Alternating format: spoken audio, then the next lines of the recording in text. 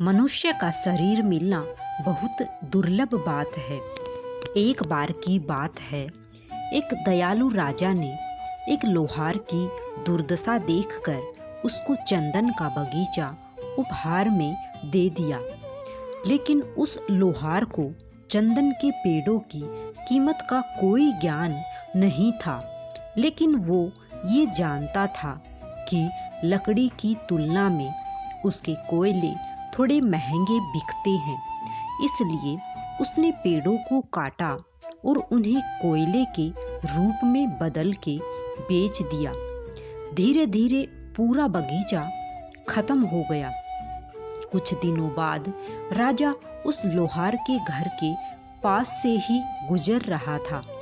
राजा ने सोचा कि लोहार अब बहुत अमीर हो गया होगा, उसे मिलकर उसका हाल चाल पूछता चलूं।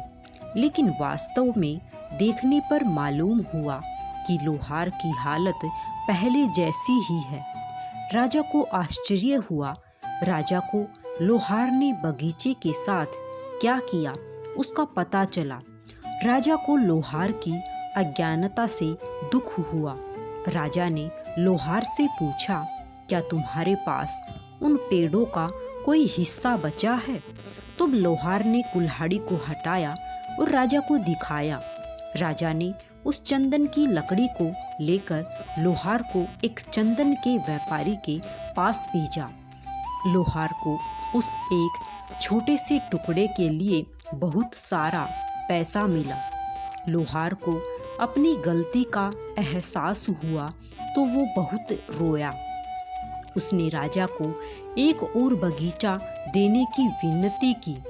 ऐसा तोहफा बार बार नहीं मिलता कहकर राजा ने उसे मना कर दिया। इस कहानी को हम अपने जीवन के साथ जोड़कर देखते हैं। हमारी जिंदगी भी उस लोहार की तरह है। हमें अपने जीवन का महत्व जीवन के अंतिम श्वासों में ही समझ आता है। जब हम समझते हैं तब हम कहते हैं, भगवान मुझे थोड़ा और समय दे दो। लेकिन उस समय मिलना असंभव है। मानव जीवन अनमोल है। ऐसी जिंदगी दोबारा नहीं मिलेगी। कहानी का सार, इस दुनिया में नंबर 1 दुर्लभ चीज क्या है? मानव जीवन और मानव शरीर। इस चंदन का मूल्य समझ लो, वरना उसका कोयला तो होना ही है।